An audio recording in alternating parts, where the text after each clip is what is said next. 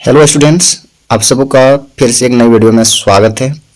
आज की इस वीडियो में हम क्लास 9 की हिस्ट्री की चैप्टर 2 जिसका नाम है यूरोप में समाजवाद एवं रूसी क्रांति, इस चैप्टर से कुछ इम्पोर्टेंट ऑब्जेक्टिव क्वेश्चंस को लेकर आए हैं जो एग्जाम्स की दृष्टि से काफ़ी महत्वपूर्ण हो सकते हैं। तो आप सबों से रिक्वेस्ट रहेगी कि वीडियो को केयरफुली इन तक देखें ताकि आपको इस वीडियो में बहुत कुछ सीखने को मिले।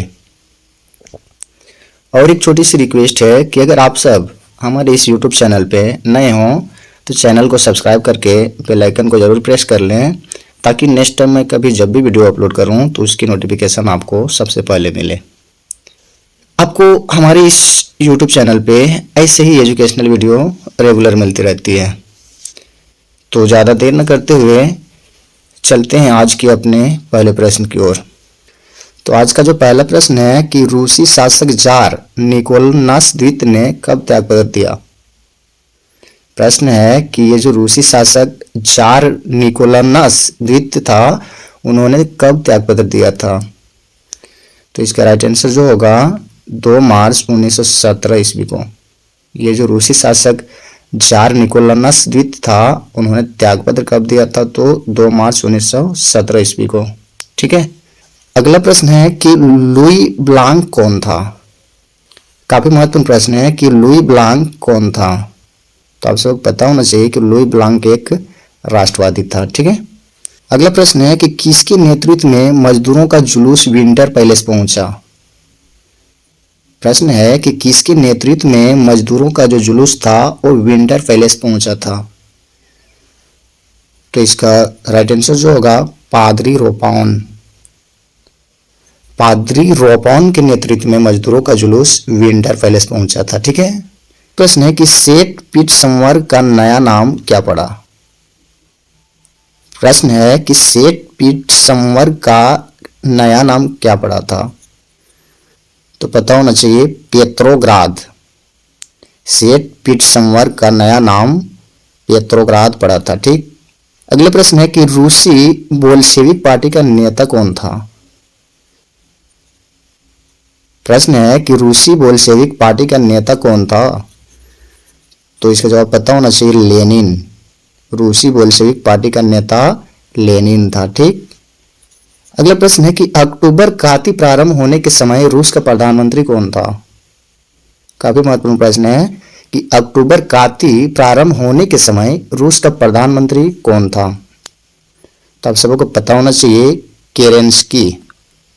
अक्टूबर क्रांति प्रारंभ होने के समय रूस का प्रधानमंत्री केरेंस्की था। ठीक। अगला प्रश्न है कि 1917 में जारशाही के पतन की घटना को क्या कहते हैं। प्रश्न है कि 1917 में जारशाही के पतन की घटना को क्या कहते हैं। तो आप सबको पता होना चाहिए अक्टूबर क्रांति। 1917 में जारशाही के पतन की घटना को अक्टूबर क्रांति कहते हैं। ठीक। अगला प्रश्न है कि जार किस देश का शासक था।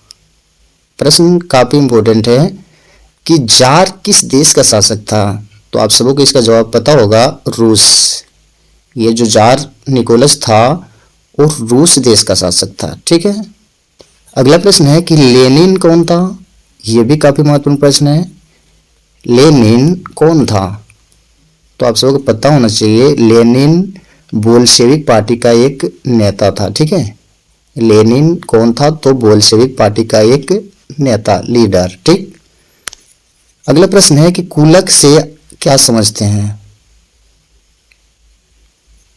तो इसका राइट आंसर होगा किसान की अच्छी हालत।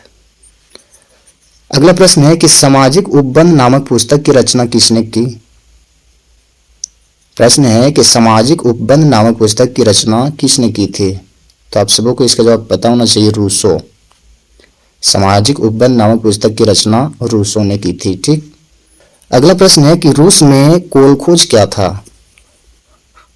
प्रश्न है कि रूस में कोलखोज क्या था। तो इसका राइट आंसर होगा सामूहिक खेती। रूस में कोलखोज एक सामूहिक खेती था। ठीक है। अगला प्रश्न है कि 1929 में किसने रूस में सामूहिकीकरण कार्यक्रम शुरू किया। प्रश्न है कि 1929 ईस्वी में किसने रूस में सामूहिकीकरण कार्यक्रम शुरू किया था? तो इसका राइट आंसर होगा स्टालिन। 1929 ईस्वी में स्टालिन ने रूस में सामूहिकीकरण कार्यक्रम शुरू किया था। आप सबको याद होना चाहिए, ठीक है। अगला प्रश्न है कि लेनिन के बाद रूसी कम्युनिस्ट पार्टी का नेतृत्व किसने किया? यह भी प्रश्न काफी महत्वपूर्ण है कि लेनिन के बाद रूसी कम्युनिस्ट पार्टी का नेतृत्व किसने किया था? तो आप सबको पता होना चाहिए स्टालिन। लेनिन के बाद रूसी कम्युनिस्ट पार्टी का नेतृत्व स्टालिन ने किया था, ठीक। अगला प्रश्न है कि सोवियत संघ का विघटन कब हुआ? प्रश्न काफी महत्वपूर्ण है, एग्जाम में कई बार पूछा जा चुका है कि सोवियत संघ का विघटन कब हुआ था। तो आप सबको पता होना चाहिए 1991 यानी 1991 में सोवियत संघ का विघटन कब हुआ था? तो 1991 यानी 1991 ईस्वी में, भूलिएगा नहीं, ठीक। अगला प्रश्न है कि फ्रांस की क्रांति कब हुई थी? प्रश्न काफी लाजवाब है। ये जो प्रश्न है वो काफी महत्वपूर्ण है और एग्जाम्स के लिए बहुत ही यूजफुल कि फ्रांस की क्रांति कब हुई थी। बहुत बच्चे इसका जवाब जानते भी होंगे। 1789 ईस्वी में फ्रांस की क्रांति कब हुई थी? तो 1789 ईस्वी में हुई थी। आप सबको याद रहेगी। अगला प्रश्न है कि जार किस देश का शासक था? यह भी प्रश्न काफी महत्वपूर्ण है कि जार किस देश का शासक था। तो आप सबको इसका जवाब पता होगा, रूस। जार रूस का शासक था, ठीक है। अगला प्रश्न है कि पादरी किस एस्टेट के अंतर्गत शामिल था? प्रश्न है कि पादरी किस एस्टेट के अंतर्गत शामिल था? तो इसका राइट आंसर होगा प्रथम एस्टेट। पादरी प्रथम एस्टेट के अंतर्गत शामिल था, ठीक है। अगला प्रश्न है कि फ्रांसीसी समाज में कितने प्रतिशत जनसंख्या किसानों की थी? प्रश्न है काफी महत्वपूर्ण कि फ्रांसीसी समाज में कितने प्रतिशत जनसंख्या किसानों की थी? तो आप सबको इसका जवाब पता होना चाहिए 90%। फ्रांसीसी समाज में 90% जनसंख्या किसानों की थी, ठीक है। अगला प्रश्न है कि रूस में अक्टूबर 1917 की क्रांति के लिए कौन सी तारीख तय की गई थी? प्रश्न है कि रूस में अक्टूबर 1917 की क्रांति के लिए कौन सी तारीख तय की गई थी? तो इसका राइट आंसर होगा 24 अक्टूबर। रूस में अक्टूबर 1917 की क्रांति के लिए 24 अक्टूबर की तारीख तय की गई थी, ठीक है। तो आज की इस वीडियो में बस इतना ही। उम्मीद करते हैं आप सबको ये वीडियो पसंद आई होगी।